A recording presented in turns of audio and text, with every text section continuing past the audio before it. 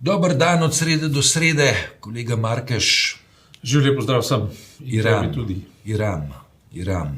Prišlo je do visokooktanske eskalacije na relaciji Bližnji Srednji vzhod.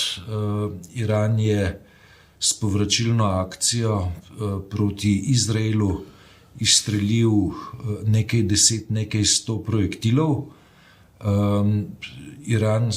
Izraelska interpretacija je, da je svojo protizračno obrambo prestregel 99% teh projektilov, najrazličnejših, se pravi, gre za od brezpilotnih letalnikov do raket, balističnih projektilov in tako naprej. Kar čakamo v tem trenutku, se pravi, ura je sreda 13:02, je ali bo prišlo do izraelskega povračilnega ukrepa oziroma ukrepanja oziroma ukrepov. To po eni strani zmanjšuje fokus na Gazo, na drugi strani povečuje neke mednarodne ali pa zahodnjaške solidarnosti z Izraelom. Ja, teden se pač spet vrti, kot se vrti. V nobenem od tednov v mesecu ne moramo ostati ravnodušni in brez dogodkov. Ta teden imamo pač notranje zunanje politično, rečemo od Hana do Irana. Ne. Ja, ta teden se zunanja pa notranja politika rimata. Se rimata od Hana do Irana, ne. Ampak, če to povemo tako skrajno resno, ne, na zahodu, oziroma v Angliji je bilo slišati Cameron in podobni, ne, tudi v Sloveniji si mu neke polutrole, ne, ki so se norčevali iz tega, kar je Iran naredil, češ, ne, poglej jih, reveže, kaj pa oni zmorejo, se jim vse prestreže in tako naprej. Jaz na njihovem mestu tega ne bi podcenjeval, ne. To, kar je Iran naredil, je bilo mnogo bolj premišljeno, mnogo bolj strateško in mnogo bolj odmerjeno, kot karkoli, kar zdaj počne Izrael in kar počnejo Združene države Amerike. Ne. Iran je v tem primeru, ne razpravljal o tem, ali ima prav ali ima narobe, ne, ampak pokazal je izredno veliko mero strateške preciznosti, če tako rečemo. Ne. On je jasno povedal, da je nekega obdobja, po katerem se Izrael kot razvajen otrok lahko obnaša po svetu, kakor se hoče, lahko razstreljuje ambasade, lahko ubija generale in podobne stvari. Se pravi, iz zakulisja bo prizorišča se iz zakulisja selijo na oder in merila se bodo z natančnimi metri in odmerjene bodo protidejanja. In Iran je zdaj povedal, da je odmeril dejanje na način, katerega pač ima za primernega, za ravnoteženega, glede na to, kar se je zgodilo v Libanonu, ne? In da s tem ustavlja akcijo. Ne? Pove vnaprej, če se bo zgodil karkoli takega, bo odziv hiter v sekundah, ne več za najavo in tako naprej, ne? In večji. Ne? Veš, ker tukaj, kar se je zgodilo, je to, da je Iran zelo natančno najavil vnaprej, ja. Zgodilo se bo to pa to. Ne? Se pravi, ni povedal, kje, ampak povedal je, da se bodo ustrezno odmerali pač odziv. Ne? In so ga. Ja, ampak tako rekoč za neko tako džentlmensko napoved povračilnih ukrepov ali pa vojaške akcije je po moje oceni šlo. Ne? Zdaj, domnevam, da je to tudi nek znak, ne, da Iranu ne gre za dodatno eskalacijo. Ja, in za brezglavo destabilizacijo regije. Hkrati pa tisto, kar je pa v podtonu ves čas čutiti, ne, je pa to, da si pa Izrael zelo prizadeva, da bi Združene države Amerike še bolj zvlekel v konflikt in to po možnosti na osi Washington-Teheran. Izrael je zelo brezpameten ali pa nespameten. Če on hoče destabilizirati celotno regijo, to dolgoročno lahko pomeni konec Izraela. Ne samo to, da ne bo palestinske države, ampak da bo izraelska prenehala biti. Hkrati ve, da si jemlje pravico prve noči, tako da on izvršena dejanja podtakne Američanom, potem pa upa in lobira, da bi Američani stvar zagrabili in oni prevzeli odgovornost za sesuvanje ali pa za novo krizno žarišče v Iranu. In tako kot Danilo Türk pravi, da na nek način ni v redu, da bi se krizno žarišče ali pa da bi se fokus iz Gaze preselil v Teheran ali pa proti Teheranu in da bi s tem lahko Izrael do konca izpeljal to, kar je pač v Gazi mislil. Ampak do tega ne bo prišlo, skoraj sigurno ne. Hkrati je pa Iran dal jasno vedeti, da igra, kakršna je bila v veljavi do zdaj, ni več mogoča. Skratka, zdaj bojo dejanja odmerjena in to strateško odmerjena. In v ozadju pač te govorice je bilo čutiti tudi govorico Moskve in pa govorico Pekinga. To je bilo precej očitno. In če bi bil jaz v koži Joe Bidena, bi me to zelo skrbelo, zaradi tega, ker to, kar je Biden tako vidno postaran in utrujen, za kamerami rekel, tega ne storite, in potem nekako odšel, naslednji dan, ko so to storili, pa se ni zgodilo nič. To je samo sporočilo, da se tudi ne bo zgodilo nič, zaradi tega, ker si Amerika ne samo pred volitvami, ampak nasploh preprosto ne more več privoščiti take vrste svetovnega konflikta. Uničila je že praktično Evropo, oziroma je odpisala, odmislila. Težko računa na to, da bo Evropa zdaj brezkompromisni zaveznik. Če že je v osebi Ursule von der Leyen, če že je mogoče v osebi nemške vlade, pa zanesljivo ne more biti več po celotni 27-terici, in gre za nevarno zunanje politično igro in hkrati zelo nevarno notranjo politično igro v samih ZDA. Mislim, ta stvari grejo tako daleč, ZDA so že tako daleč talec Izraela, da bi jim nekdo z nekaj nagajivosti, pa mogoče sploh ne čisto neresno predlagal, da ne umaknejo oba predsedniška kandidata, Bidena in pa Trumpa, in naj preprosto kandidirajo Netanjahuja. In potem bodo volitve realne, zaradi tega, ker potem se bodo odločali natanko o tem, kar bi sicer oba podprla. Ja.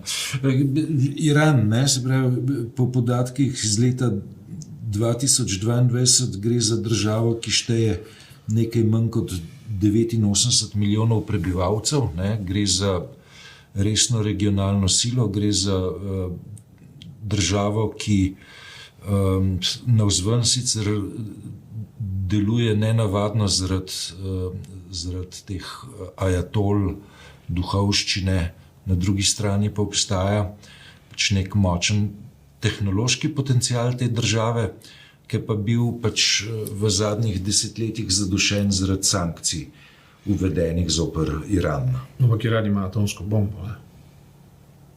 To ni hecne. Morda. Če rečeš morda, je to da. Niso tako neuki in neumni, da je ne bi imeli. Drugače bi bili že zdavnaj napadeni, če je ne bi imeli. Zato, ker so bili že poskusi in so bili že najave. Ne pozabiti tega. Ta destabilizacija Bližnjega vzhoda, ki bi jo na vsak način rad sprovociral Netanjahu, ni enostavna stvar. To ni hec, resnično. Tega si Združene države Amerike ne morejo privoščiti, tega si Evropska unija ne more več privoščiti.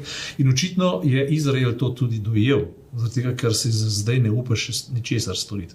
Če pa bi hotel nekaj storiti na to temo, bi delal pa dolgoročno samomor. Ja. Zdaj, če ta tvoja teza drži, imamo neke preslikave iz časov hladne vojne, ko obstajala neka simetrija med Sovjetsko zvezo pa ZDA. Zdaj, simetrije med Tel Avivom, Teheranom jih je možno iskati, tako kot je možno gledati na simetrije med recimo Pakistanom in Indijo kot naslednjim takim jedrskim parom. Svetovna razmerja se spreminjajo in se bodo spremenila. Treba je preprosto gledati korak naprej. Če mene vprašaš, klasične razdelitev sveta ni več oziroma odhaja. Nova še ni povsem jasna. Izrael tu igra ključno vlogo in to slabo vlogo. Za ZDA se, po mojem mnenju, lahko svoj odhod od svoje dominacije zračunajo na milimeter natančno, če bodo v tako politiko vodili, kot jo vodijo. To se ne bo dobro izšlo. Mislim, predvsem je treba gledati iz pozicije Evropske unije. Evropska unija se mora nujno odlepiti od Združenih držav Amerike v največji možni meri, vsaj v taki, kot je Amerika že tiho odpisala Evropsko unijo. Ne? Ja. Dobro, zdaj čakamo pravzaprav, kaj bo storil v naslednjih urah ali naslednjih dneh Izrael. Neke napovedi Megline so, da načrtujejo povračilne ukrepe, hkrati pa obstajajo neki znaki, da zlasti Washington nad temi hipotetičnimi povračilnimi ukrepi ni navdušen. Ja, ne more biti, ne, ker kaj ime igre? Večina poznavalcev pa zunanjih analitikov nekako poskuša povedati, da do zdaj je bil ime igre vojaška industrija. Se pravi, samo nanašalni procesi, samo omogočevalni procesi vojaške industrije, ki za temi vojnami, zlasti v Gazi in tako naprej, da jim pa s tem izraelskim kapitalskim strojem omogoča obnovo same sebe. Ampak ta svetovni mir, ki je zdaj in pa nova politična geometrija, ki je zdaj na mizi, mnogo bolj zapletena stvar. In to je tako, kot slovenska notranja politika. Mi se tukaj pogovarjamo o levih, pa desnih, pa o trolih, pa ne vem kaj. Treba je danes že razmisliti, kaj pomeni to, kar se je zgodilo recimo v SD-ju. Treba je enostavno povedati, da gre za denar. Treba je povedati, da se zdaj lahko začnemo pogovarjati o tem, kako bodo velike koalicije potekale, da bodo omogočili veliki projekt, za katerim je denar in redistribucija dobrina. Treba je znati videti širšo sliko in vedeti, kaj je ime igre. Kako bodo nastajale nove bodoče koalicije na svetu, pa popolnoma enako. Nove koalicije bodo nastajale na podlagi tega, kako bo kdo dostopal do surovin, kako bo kdo dostopal do trgov, kako bo do trge ustvarjen, kako bo kdo produciral. Kitajska ni brez veze, modro, tiho in producira. Ja, mislim, Kitajska je v tej trenutni situaciji celo nek tihi advokat Irana z neko funkcijo pojasnjevanja, pravzaprav kaj je Iran s to povračilno akcijo izvedel. Če smo začeli od Hana do Irana, lahko rečemo še do Vatikana. Če se jaz prav spomnim še pol leta nazaj, je še papež igral neko vlogo pri umirjanju Irana skladno za svojimi dobrimi odnosi z ajatolami. Če se prav spomnim. Očitno ta trenutek tudi ta vpliv več ni. Zelo blizu si besedilu pesmi bosanskega benda Dobijo za kolektiv, ki govori tako od Vatikana do Irana. Pa če še razvijo tem povedal, da vmes pa ne omenjajo Hana, ampak marihuana. V redu. Ja, sej, mislim, enkrat bomo morali pač to temo tudi odpreti. Marihuana. Imeli bomo referendum o marihuani, ampak zdaj, da Rimo končava, greva k Hanu. Ja, to se mi zdi, da je osrednja tema pri nas. Se pravi, kronologija je ta, da v četrtek, v petek, dan pred kongresom, Matjaž Han sporoči, da vendarle kandidira. Jaz mislim, da smo midva sicer v trenutku, ko je bilo jasno, da je izredni kongres pred vrati, Matjaža Hana omenjala kot zelo verjetnega naslednjega predsednika stranke, vendar je s kandidaturo taktiziral in jo potrdil šele dan pred kongresom. Ja, o tem smo veliko govorili, In on je povedal, da ne bo kandidiral. Zdaj vidiš, koliko beseda velja v Sloveniji, oziroma posod po svetu očitno. Ne velja popolnoma nič. In to je kriza sveta, je natanko v tem, da je kriza besede. Če vzamem za hipec, vrnem nazaj k izraelskemu zunanjemu ministru in k njegovi hipokriziji oziroma hipokriziji Izraela, po vsem tem, ko so blizu 40,000 ljudi pobili, polovica otrok in žensk, v genocidni akciji, v genocidnem početju, si drznejo nagovarjati prek 30 držav, da zavezniško proti Iranu uvedejo sankcije. Ne. Koliko beseda velja, popolnoma nič ne velja. Lupetajo, nimajo nobene vesti, niti zavesti, na besedo ne dajo popolnoma nič. Pri nas je pa isto. Ne. Se pravi, v SD-ju so se kandidati ukvarjali z tem, da so se predstavljali lokalnim odborom, s tem, da so se izpostavljali v medijih, da so se soočali, da so odgovarjali na vprašanje novinarjev in tako naprej. Han je vse to preskočil. Požrl besedo, kandidiral zadnji trenutek in potem po nekem čudnem principu delegatskega sistema zmagal. Ne. Ampak zdaj pa neprimerljive količine primerjaš. Pa so primerljive. On se ni izpostavil preverjanju lastne baze, niti medijev. On je preprosto to preskočil. In potem bil čudežno izvoljen po principu delegatskega sistema. Ne. Mislim, delegatski sistem. Kongres, kongres, v katerem so lobiji zavrteli roka tako in se je kar nekaj zgodilo, kar smo napovedovali mimogrede. Ampak mimogrede, tisto, kar mene presenetili je, kako majhna razlika je bila. Kar pomeni, spet v nadaljevanju, da zadovoljstvo nad njegovo izvolitvijo ni tako. Ti dopuščaš možnost neke produktivne simbioze med kandidatom Brglezom, ki je dobil 10 glasov manj, pa Hanom, ali imaš vtis, da sta povsem nekompatibilna? Jaz dopuščam možnost, da se bomo na koncu v SD-ju pogovarjali, tako kot smo se v NSI-ju. Da bo to pač vazalska stranka v neki drugi plutokratski igri. To je problem. In očitno je Tanja Fajon to igro igrala od samega začetka, seveda z neko drugo retoriko. Ali bi jo vzdržal Brglez, ne vem. Jaz mislim, da je nihče v SD-ju ne more zdržati. Ne, mislim, pri Brglezu je tako, da konceptualno je on, se mi zdi, na mizo postavil dosti jasno predstavo pravzaprav, kaj bi SD morala početi, pa da hkrati ni enaka levici. V čem pa je levica problem? Mislim, govorim o tem. Anatemizirajo, kot da bi bila to skrajna levica.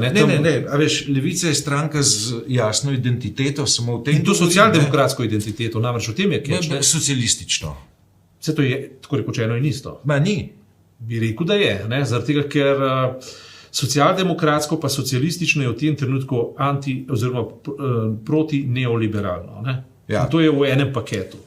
In nijanse, kakršne bi lahko včasih, ker si se naslanjal recimo na neko tradicijo Moskve ali pa komunističnih partij in tako naprej, tega ni več. Ampak veš, tisto, kar je pri socialdemokraciji, je vendarle tako, da je poudarek na demokraciji.